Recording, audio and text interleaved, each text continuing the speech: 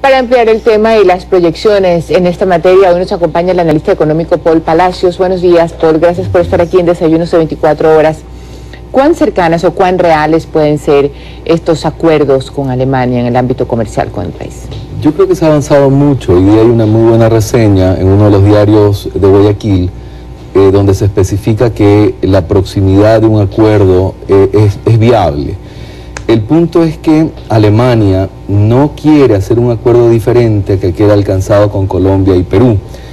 Entonces esa especie de acuerdo de adhesión o de convenio de adhesión usualmente a los países los separa un poco, pero creo que con buena voluntad y cambiando... Bien manejado, la gente mira dentro de Europa a Alemania. Alemania ha sido la locomotora de Europa, ¿no? Y Alemania es realmente quien está detrás de los planes de ajuste estructural en los países que han tenido una política fiscal un poco más laxa, como es el caso de Italia, o el caso de España, o el caso de Portugal, el caso de Irlanda, el caso de Grecia, y ahora el caso de Chipre también. En realidad es Alemania quien ha forzado a que estos países vayan adecuando sus objetivos fiscales si es que quieren mantenerse en la unidad monetaria. Digamos, lo que dice Alemania es, ustedes pueden permanecer en la Unión Europea, pero si ustedes quieren mantenerse en la Unión Monetaria, entonces tienen que adecuar sus políticas fiscales. Claro, ajustarse a unas políticas ya. ¿Cuál sería el primer paso que podamos ver para entender que este convenio entre Alemania y Ecuador se está haciendo posible? ¿De aquí qué toca? Bueno, simplemente en los próximos 90 días lo que toca es revisar exhaustivamente, digamos, para el empresario común, para el ciudadano común, cuáles son los términos firmados por Colombia y por Perú, e ir haciendo una especie de checklist de aquellas cosas que hemos ido cumpliendo, ¿no? Yo tengo absoluto optimismo de que esa hoja de ruta se cumpla, porque de no cumplirse, las posibilidades para el comercio exterior ecuatoriano son complejas, ¿no? Nos ponen en una posición de poca competitividad frente a nuestros vecinos, especialmente porque esta hegemonía México, Colombia, Perú y Chile en la cuenca del Pacífico, en la cuenca oriental del Pacífico, ya tiene convenios con las economías más grandes, con la Unidad Económica Europea, con los Estados Unidos, con los países asiáticos, y Ecuador no puede quedarse atrás, no tendríamos inserción internacional, y eso significa falta de empleo, falta de inversión, falta de creación de valor económico y social en el país, ¿no? Al inicio de la conversación nos contabas que tal vez lo único que habría que tener como cuidado es con las relaciones de Colombia y Perú. ¿Por qué? ¿Por qué cuidado? Bueno, no cuidado en sí, sino que los europeos no son partícipes de darle concesiones especiales a ningún país en particular. Entonces,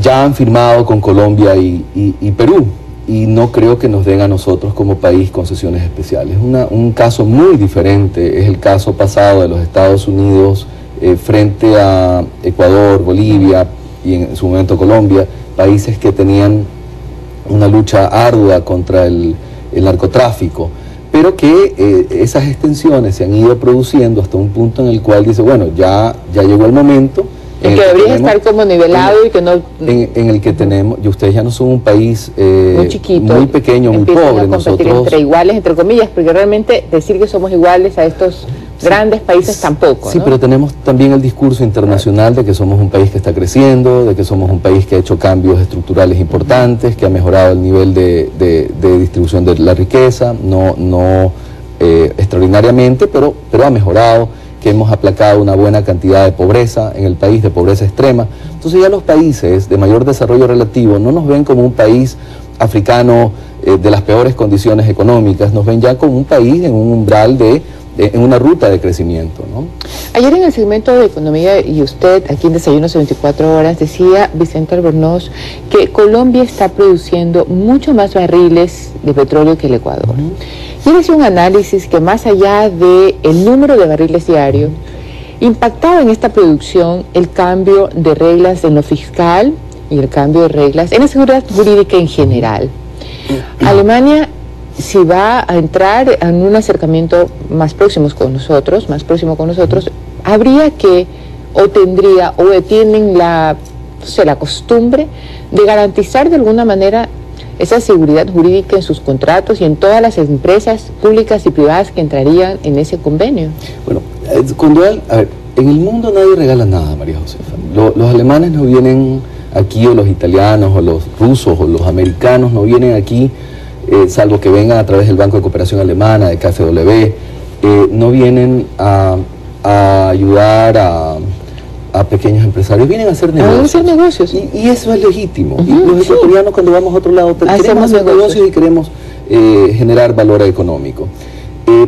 Para los inversionistas hay dos elementos claves. El primero es, indudablemente, las expectativas de rentabilidad. Y el segundo elemento clave es que los riesgos que se asumen, porque siempre hay riesgos, vayan condicionados a esa rentabilidad. Es decir, nadie va a esperar riesgos muy bajos para rentabilidades muy altas y viceversa. Dentro de esos riesgos, el concepto de certidumbre o incertidumbre es esencial.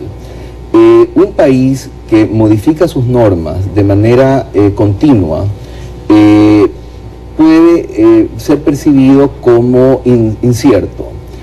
Si es que hay modificaciones tributarias, hay perfeccionamientos tributarios que se pueden hacer, y eso es obvio y aceptado, pero si hubiera cambios muy grandes en tasas tributarias, por ejemplo, si se modifica el tema del ISD de manera radical y creciente, o si es que en un momento determinado hay gravámenes que no estaban previstos en el momento de hacer las inversiones, indudablemente eso es percibido como un mayor nivel de riesgo, porque no hay certidumbre de cómo se produzcan los elementos, los acontecimientos, y esto impacta en el rendimiento que esperan. Cuando alguien espera un mayor rendimiento, entonces alguien tiene que pagarlo. Cuando alguien quiere ganar más, entonces hay un tema de no inversión mayor, o hay un tema de que los pagos laborales o de ejecutivos locales no sean mucho más competitivos. Alguien tiene que pagar. Entonces lo que nosotros tenemos que hacer como país es mejorar la certidumbre y reducir el nivel de riesgo, de forma tal que podamos mejorar el rendimiento, y no significa más rendimiento, sino mejor rendimiento. Esa combinación de riesgo y rendimiento es lo que hace al final que el inversionista venga. Sí, a mí lo que me preocupa es un poco que cuando gana el presidente estas elecciones, concede una entrevista a una cadena de televisión vista o con la percepción de que es enemiga del socialismo del siglo XXI, y va dejándose ver a Europa, e incluso ese mismo día que ganó las elecciones, aquí en Desayunos analizamos lo importante que era, a partir de ese triunfo electoral, ir a buscar inversión. O sea, de alguna manera esto era predecible. Asimismo dijo que no va a permitir que nadie abuse del país, como nadie quiere que abuse del país, nadie, y que estaba dispuesto a expropiar, yo qué sé, recordemos ese discurso. Esta vez en Alemania, bueno, el tono bajó un poco, pero hay ese discurso, como dices tú, de que somos un país en crecimiento, que tenemos una seguridad jurídica, incluso forma parte del reportaje que acabamos de sacar. ¿Qué pasa si en el camino inversión privada o pública alemana se acerca, que no hay esa estabilidad y que a los 3, 4, 5 meses o un año las reglas comienzan a cambiar justamente por un tema ideológico, porque se cree que cualquier cosa, ¿cuál sería el efecto negativo para el país? Bueno, el efecto es, las promesas no son cumplidas, pero sin embargo, María Josefa, yo percibo que con una base de aprobación en el país del 70-75%, es un capital político importante para hacer transformaciones en la dirección de crear mayor valor económico y crear mayor valor social. Percibo, y esto simplemente es una percepción, las realidades pueden ser diferentes, pero yo percibo que el gobierno no quiere dejar el timón de la economía, de la barca, pero quiere que el sector privado, tanto local como internacional, tome los remos. Porque la formación bruta de capital fijo, que ha estado, es decir, la inversión pública, en los niveles respecto del tamaño de la economía, que han sido los últimos 5 años. No es sostenible. No es sostenible. Y no es sostenible porque el precio del petróleo no crece en la medida en que deseamos que crezca la economía, porque la producción petrolera en volumen no va a crecer tanto. Y no necesariamente el Estado tiene el perfil adecuado para liderar este crecimiento económico solo con su inversión pública. Entonces, me parece que va a haber remos del Estado, indudablemente la infraestructura pública va a seguir creciendo, pero el resto de los remos los tiene que tomar el sector privado. Y el sector privado que esté dispuesto a pagar impuestos, tener actitud de responsabilidad social y tener actitud de responsabilidad ambiental, creo que tiene un espacio en el país, si es que el país le envía el mensaje de no es nuestro interés confiscar nada, no es nuestro interés impedir que ganes, porque el lucro no es malo, el lucro es bueno. Y es legítimo, y es que lo dijimos al principio, estamos aquí sentados para hacer negocios entre un país y otro, pero nadie, y en eso yo coincido con el presidente, que venga una empresa privada o pública a querer aprovecharse dolosamente o exageradamente o injustamente de nuestros recursos. Sí, y ese es el temor que él tiene y que de repente lo lleva a decir cosas como esa. Y el esa, otro ¿no? tema pasa por la seguridad jurídica en litigios, es decir, las empresas extranjeras y las empresas nacionales tienen que saber que existe un sistema de alternativo de resolución de conflictos, dirimencias, el arbitraje que les permita, o es la justicia ordinaria o es un sistema alternativo de dirimencias que sea creíble, que sea confiable. Es decir, si usted litiga contra el Estado y usted tiene la razón, alguien se la confiera y el Estado cumpla respecto de esa decisión. ¿Tú crees que ese enfoque que tienen las empresas nacionales y extranjeras, es decir, este depósito de confianza que tienen en el sistema alternativo de resolución de controversias, específicamente el del arbitraje, sea apoyado por el gobierno, cuando ya algunas cosas en temas de arbitraje específicamente ha tenido una postura un poco compleja? Sí, a ver, yo lo que siento es que el gobierno a veces percibe que acudir a sistemas extranjeros de arbitraje puede ser lesivo para su percepción de soberanía, ¿no? Por ejemplo, en el caso de la OXI, evidentemente ese es un oxidado arbitraje donde como ciudadano siento que no fue justo en favor de Ecuador, porque habían las condiciones necesarias y suficientes para que el Ecuador sea favorecido. Esas son las municiones que dispara la escopeta para decir que los sistemas de dirimencia no son creíbles, ¿verdad?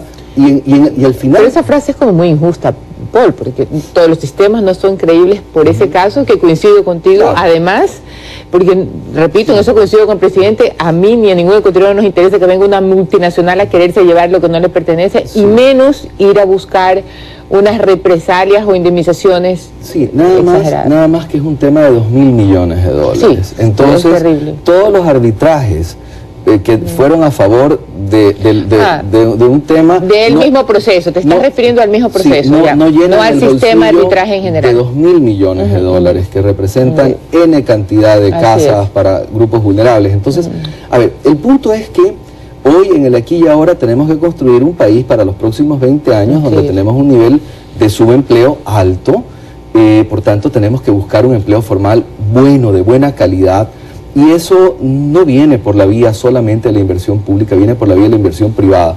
Y las condiciones de hospedaje, en esas condiciones de hospedaje, esa inversión, son en las que tenemos que trabajar. Y una empresa privada que también tiene un reto, porque si quiere parte del remo o quiere estar pendiente de la invitación del gobierno para tener un remo y poder avanzar a una economía distinta, como tú la calificas de que hace 20 años, debe también dejar de tener mañas tributarias, de repartir sus utilidades, de pagar los impuestos y por lo menos que puede hacer para exigir un comportamiento ético de la otra parte. Para mí hay 3 elementos fundamentales. El concepto de servir a la sociedad, devolviéndole a través del pago exacto de impuestos, el tema de la responsabilidad social que tiene que ver con los temas laborales y el concepto de responsabilidad ambiental. Si somos capaces de meternos ese nuevo software en la cabeza, creo que podemos construir un país diferente. Muchísimas gracias, Paul Palacios, por estar aquí con nosotros en Desayunos de 24.